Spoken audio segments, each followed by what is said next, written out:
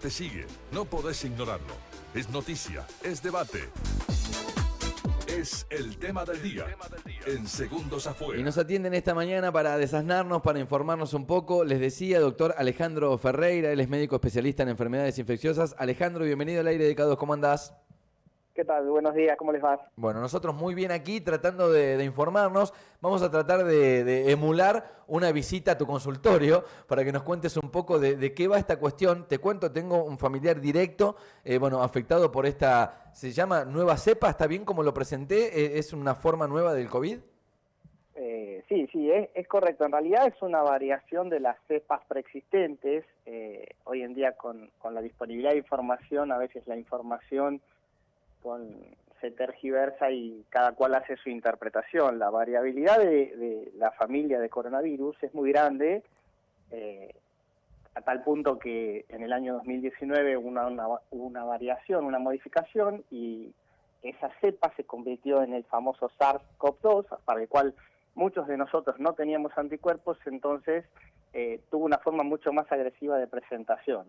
Esa cepa ha ido variando, ¿sí? Y esta nueva cepa que todos mencionan, famosa denominada cepa Frankenstein, que es un nombre que ya de por sí asusta bastante, sí. Es una cepa que tiene un comportamiento muy similar a las cepas anteriores. De hecho, su nombre, Frankenstein, surge a partir de que es una hibridación de dos cepas preexistentes que se modificaron. Una de ellas, la Omicron, que muchos de nosotros ya la hemos escuchado nombrar, y que no tiene un comportamiento acorde a su nombre, sino que lo que produce es un cuadro con mayor predominio de patología respiratoria y en la cual su clínica de manifestación no difiere mucho de lo que es la patología estacional del resto de las enfermedades de transmisión, o sea, llámese influenza, virus sincicial respiratorio, adenovirus, que son las patologías estacionales que nosotros vemos.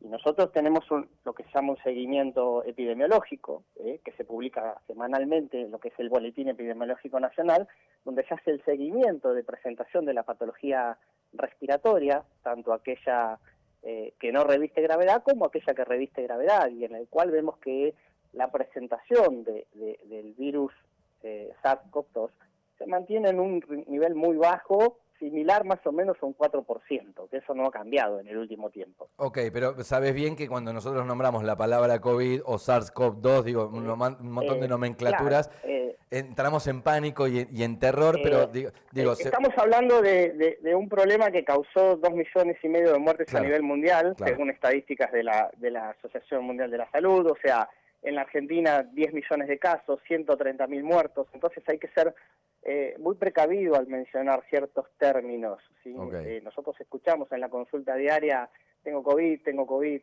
o me dijeron que es COVID, o fui a un efector de salud y me dijeron que tengo COVID. Entonces, esto hay que manejarlo con mucho tacto, ¿no? Por esto mismo que vos me mencionás, o sea, por la implicancia que esto tiene en la población. Todos conocemos a alguna persona que ha tenido un familiar, que ha fallecido, que ha tenido complicaciones y aún las tiene a consecuencia de esto. Sí. Entonces, nuestra función como profesionales de la salud es informar que sí, que hay patología respiratoria, que es indistinguible, ¿sí?, esta patología respiratoria del resto de la patología respiratoria, pero que por el momento no hay evidencias que revistan una gravedad diferente como para tomar alguna conducta. O sea, las conductas son las que ya todos conocemos para el manejo de patología respiratoria. Y ahí entran las estadísticas, ¿no? Digo que no aparecen números raros para ustedes. Tal cual, o sea, volvemos a lo mismo. Nosotros nos regimos por estadísticas, ¿sí? Esa estadística, la estadística oficial, es el Boletín Epidemiológico Nacional. El Boletín Epidemiológico Nacional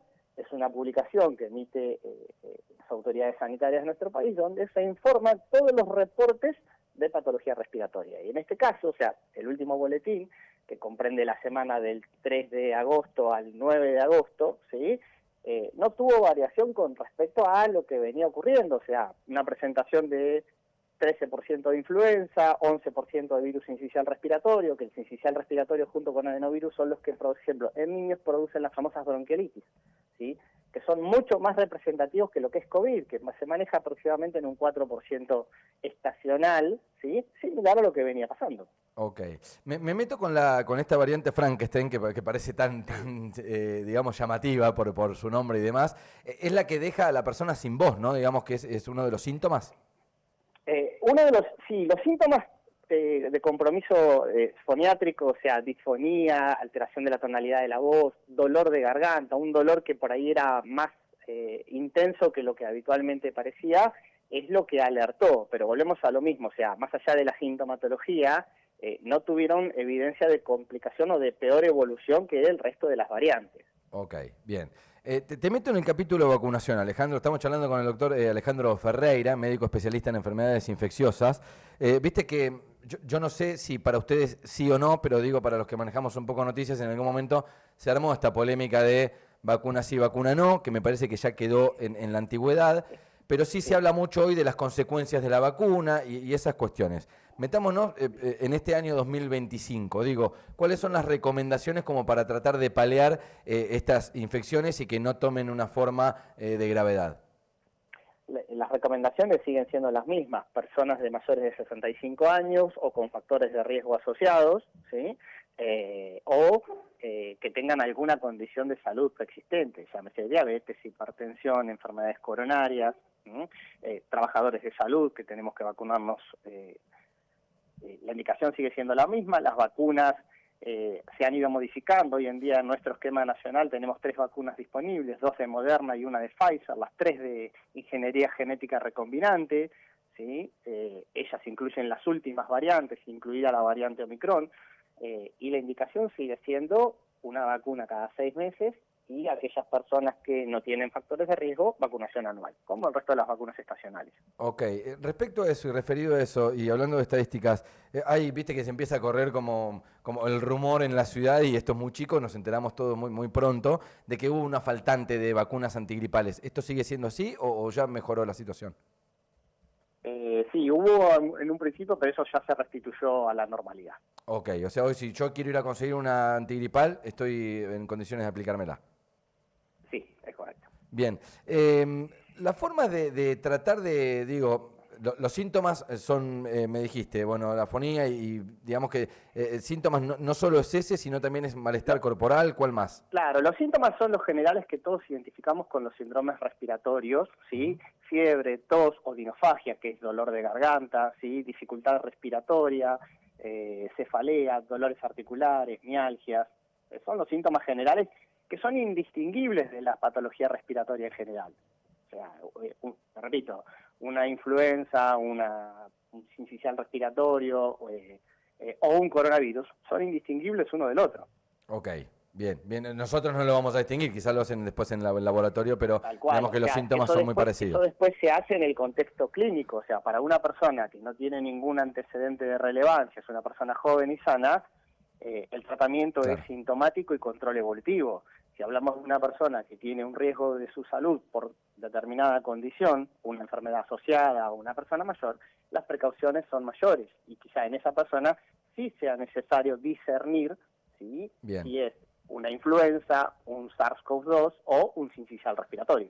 ¿Cómo se trata una enfermedad de este tipo? Digo, para paliar un poco los dolores y esos síntomas. El tratamiento es tratamiento sintomático, o sea, controlar los síntomas generales, bajar la temperatura, mejorar el cuadro general y control evolutivo. Sobre todo control evolutivo de las complicaciones. Ok. Y la forma de prevenirlo, Alejandro, que es algo que todo el mundo quisiera saber, ¿no? Es cómo no me lo contagio. La forma de prevención, claro, el contagio sigue siendo a través del contacto persona a persona, a través de secreciones contaminadas de una persona en actividad, tenga o no tenga síntomas. Recordemos que la transmisión de esto empieza antes de que esa persona desarrolle síntomas. 24 horas antes del inicio de los síntomas, esa persona ya está excretando virus respiratorio. Por eso es tan importante mantener las medidas del lavado de manos, el toser con el codo, la limpieza de superficies que pueden quedar expuestas porque el virus permanece en las superficies. O sea, que nos hemos ido relajando y, bueno, eso se ha perdido de vuelta. El alcohol en gel tendría que volver, ¿no? Así, en esa magnitud. El alcohol en gel, el lavado de manos y, bueno, quizá no el barbijo, pero para las personas, por ejemplo, que están cursando alguna patología respiratoria o que tienen condiciones de inmunocompromiso, sigue siendo una indicación terapéutica adecuada la utilización del barbijo. Me encanta. Alejandro, muchísimas gracias por todos los detalles. Entendíamos que servía esta información para esta época del año. Me gusta también dejarle el consejo de vacunación siempre. ¿Vacunas contra el COVID, de las que eran específicamente del COVID, se siguen dando? se sigue dando, sí, sigue habiendo. Y se recomienda que nos vacunemos contra eso. Es correcto, sí. Bien. El calendario de vacunación es la única herramienta que tenemos para no volver a los viejos tiempos. El ejemplo claro es lo que pasó con el sarampión. Gracias a ciertos movimientos antivacunas, una enfermedad en la cual teníamos mucho tiempo sin presencia demostrable, ha vuelto varios brotes aislados de sarampión. Ahí está. Bueno, Alejandro, muy claro. Alejandro Ferreira, pasado por el tema del día, muchas gracias. Que tengas buen día.